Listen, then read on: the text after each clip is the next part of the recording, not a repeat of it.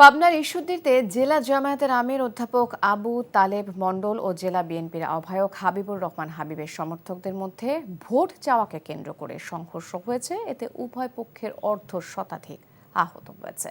ভাঙচুর ও অগ্নিসংযোগ করা হয়েছে বেশ কয়েকটি মোটরসাইকেল। সন্ধ্যায় উপজেলার আলহাজ মোড় চর গড়াগড়ি এলাকায় এই ঘটনা হয়।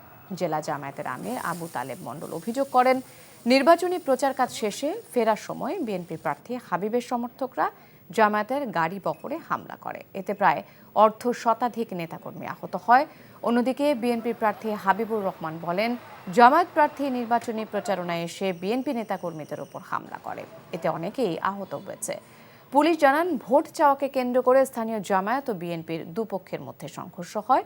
পরিস্থিতি নিয়ন্ত্রণে এলাকায় অতিরিক্ত পুলিশ মোতায়েন করা হয়েছে। এদিকে ঝিনাইদহে বিএনপির দুই পক্ষের সংঘর্ষের ঘটনা হয়েছে। এতে আহত হয়েছে অন্তত 10 জন। বৃহস্পতিবার সকালে কালীগঞ্জ উপজেলার হুদা ধনজয়পুর গ্রামে এই সংঘর্ষ হয়।